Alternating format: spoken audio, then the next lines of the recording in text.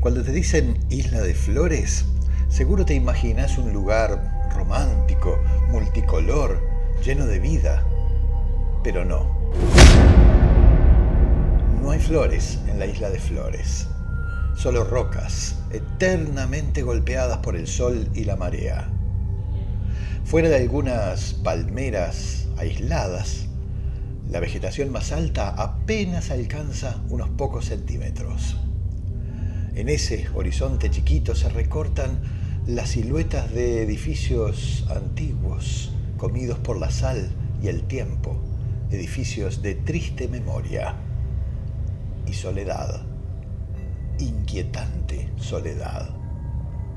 De hecho, el nombre de Isla de Flores salió de la imaginería frondosa de Sebastián Gaboto cuando llegó aquí, en la Pascua Florida de 1532. Si te atreves a pisarla en una noche sin luna, solo podrás ver ese paisaje desolado y fantasmal por un rayo de luz, un hilo que la recorre cada 10 segundos. Se dice que el faro de la isla es el más caro de la historia humana, porque los patricios ricos de Montevideo firmaron con el invasor Federico Lecor en 1819 el Pacto de la Farola, por el que los portugueses del Brasil construirían el faro a cambio de más de la mitad del territorio de la Banda Oriental. Un negocio. No es raro que la Isla de Flores esté cruzada por innumerables historias y leyendas que caminan todavía por entre los muros derruidos y las rocas tapadas por el musgo. La isla fue utilizada durante 200 años como apostadero de los barcos europeos dedicados al siniestro comercio de gente. Negros y negras esclavizados eran sacados de las bodegas donde viajaban apilados, y aquí eran lavados y engordados con un poco de harina para que valieran más cuando se los vendiera en los mercados de Montevideo. Si alguno se enfermaba por convivir durante meses con las ratas y con sus propios excrementos, se lo dejaba en un islote cercano para que se muriera sin contaminar a la gente bien. Así es que esta Isla de Flores estuvo condenada desde el principio a representar las tristezas y los horrores más profundos. No muchos años después de abolido el comercio de gente, llegó al puerto de Montevideo un marinero italiano, torturado por fiebres y dolores de espalda. Disimuló como pudo que estaba enfermo porque no se quería perder la farra de los días francos. No sabía que traía la fiebre amarilla que se agarró en los prostíbulos de Panamá. Cuando murió, días después, ya era demasiado tarde. En pocas semanas la peste era tan espantosa que los carros municipales recorrían las calles repletos de cadáveres y muchas familias montevideanas tuvieron que sacar a sus seres queridos, enterrarlos en fosas comunes porque no había tiempo de enterrar decentemente a tantos y tantas. Sin vacunas ni remedios, miles solo podían esperar a que la peste entrara en sus casas y les arrancara pedazos de familia. Cuando parecía que ya no podía caber más dolor y angustia en un país tan chiquito, llegó el cólera y arrasó pueblos enteros. Y después vino la más terrible de todas, el tifus. El país entero, tan joven, se hundió en la pena y el miedo. Por eso es que se decidió que esta isla sirviera como aduana sanitaria. Se construyó un edificio llamado, con cierta ironía, Hotel de Inmigrantes, que en realidad era un lazareto destinado a recluir en cuarentena a todos los ocupantes de barcos que llegaran a estas aguas. La mayoría eran barcos cargados de europeos en busca de una esperanza. La parada de los barcos en la isla era rigurosamente obligatoria. La Isla de Flores es en realidad 3 islas. Están unidas en una cuando la marea es baja y se divide en 3 cuando la marea sube. En la primera isla, la más grande, estaba el lazareto, allí donde las familias esperaban angustiadas por días enteros, rogando cada minuto porque no les aparecieran síntomas de alguna enfermedad infecciosa. porque si aparecían eran llevados a la segunda isla, la de los enfermos, de donde era muy difícil volver, porque si no estabas contaminado, allí casi seguro que lo estarías. Muchísimas familias se quebraron entre una isla y otra, y muchas no pudieron recomponerse jamás, porque quienes presentaban síntomas y eran diagnosticados como enfermos de pestes eran trasladados a la tercera isla, de donde no se volvía jamás. Allí estaba el horno crematorio. Aún hoy, un siglo después de que la isla de Flores dejara de ser utilizada con este fin, todavía hay quienes sienten el olor dulzón y áspero de la carne quemada o escuchan de noche los quejidos interminables. Y para colmo de horrores cargados a la pobre isla de Flores, sirvió también como cárcel de presos políticos durante la dictadura de Gabriel Terra. Allí fueron a parar Gustavo Gallinal, Luis Valleverres, don Emilio Frugoni y otros muchos que se negaron a firmar alianza con el dictador colorado que abrazó la causa de Franco, Mussolini y Hitler. Hoy, la isla de Flores es reposo de un montón de ruinas más bien tristes, entre las que silba el viento y golpea el mar. Muchos y muchas de los que allí estuvieron por enfermos, esclavos o rebeldes dejaron en las paredes y en los muros grabados sus nombres, leyendas o mensajes de amor. Pueden parecer meros recuerdos, pero son testimonios de horrores y angustias sin nombre.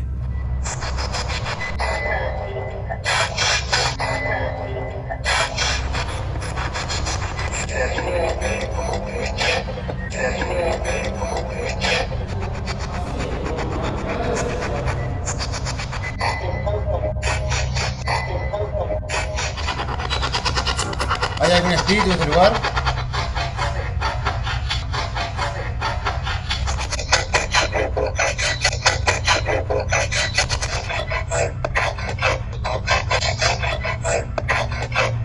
Ahora vamos a investigar lo que es el resto de la primera isla, a ver si encontramos algo realmente paranormal, entre gritos, entre esa niña que anda corriendo por acá, o algún espíritu, algo de las viejas historias que obviamente cuentan sobre este lugar.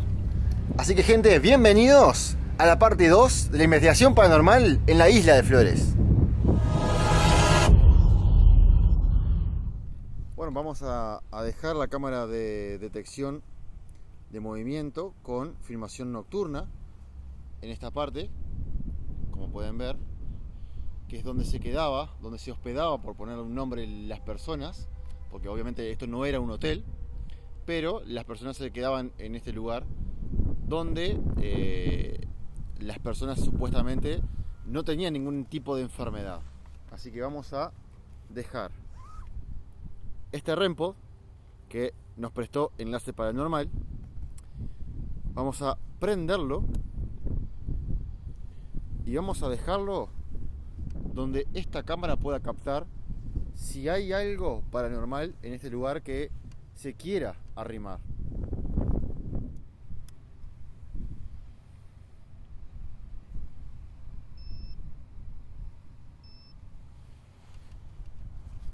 Vamos a dejar esta documentando. Si hay algo que se mueve, lo va a documentar. Vamos a moverlo un poco más para atrás. Ahí está. Si hay algún espíritu en este lugar que pueda tocar ese aparato con color rojo, si puede intentar tocarlo, le agradezco, para saber que está acá. ¿Puedes intentarlo?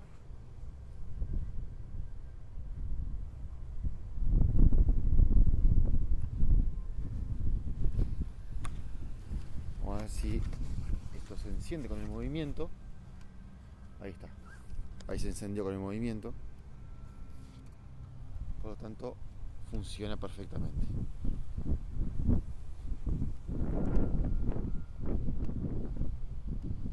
Vamos a recorrer mientras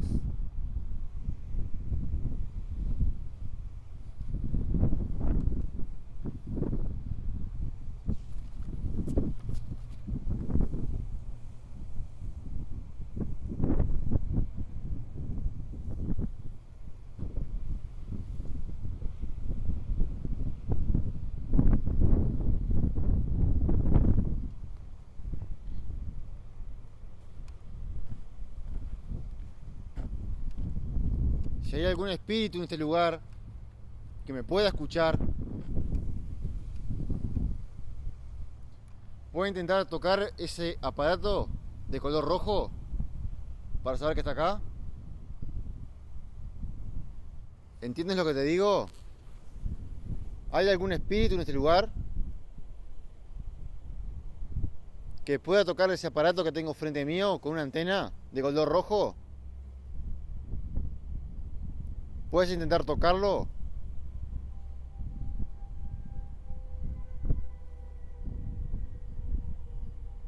Supuestamente por estos lugares han visto muchas sombras y esa famosa niña que supuestamente se suicidó, pero la información dice que no se pudo haber suicidado, disculpen, en donde dicen que se suicidó, porque en ese lugar no era como es acá, donde la gente se quedaba.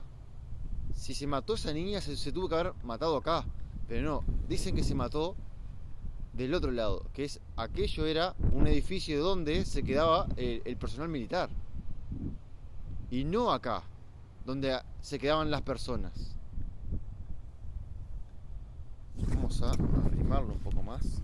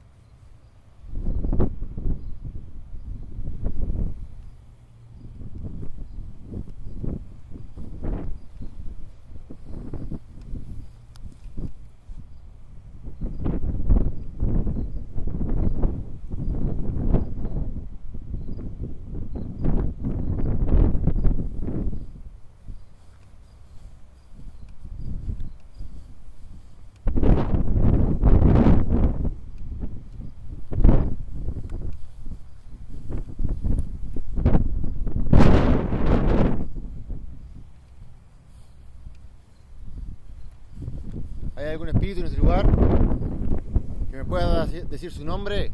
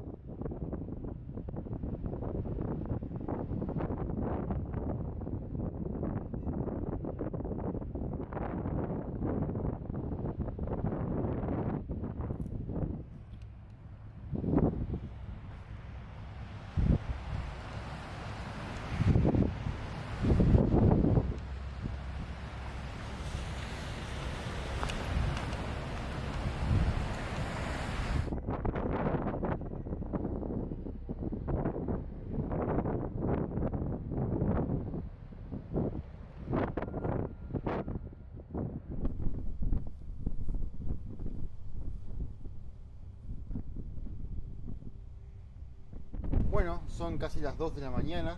Seguimos recorriendo todas las instalaciones de acá. No sé si pueden ver más o menos por dónde estamos. Estamos dentro de lo que sería una de las instalaciones. Como ven, es un lugar cerrado, antiguo. Allá tienen un patio. No sé si se logra ver. Acabamos de medir hasta hace un rato acá. De momento, por lo menos, con los equipos que hemos traído, no he podido captar nada. Al menos nada paranormal. Ninguna medición de energía, ningún sentimiento incómodo, agresivo, etc. No he escuchado alguna voz, algún grito. De momento todo muy quieto.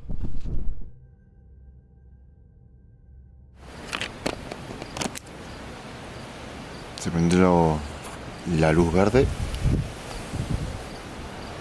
¿Hay alguien que esté ahí tocando esa luz? ¿Puedes dejar de tocarla?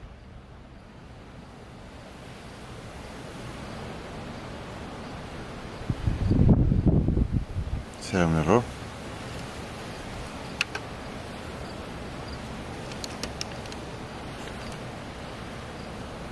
¿Puedes dejar de tocar esa luz?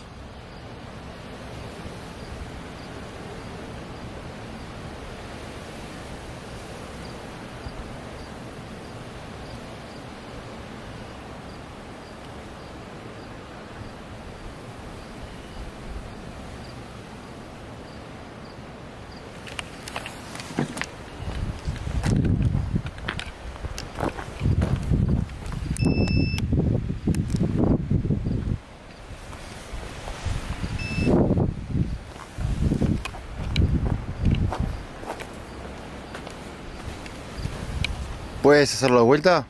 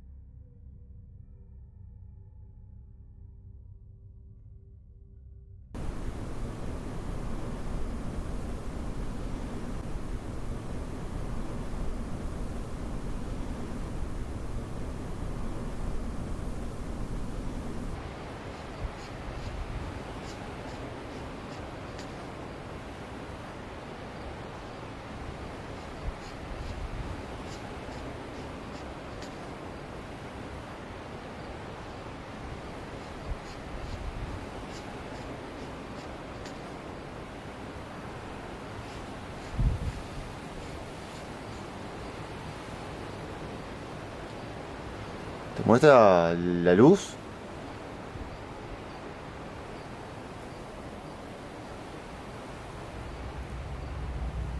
Si vas a la isla de Flores, es bueno que vayas con el ánimo alerta, porque podrá parecerte una roca desierta o un montón de muros de edificios muertos y una chimenea que ya hace muchos años no dispara humo negro y olor de carne humana.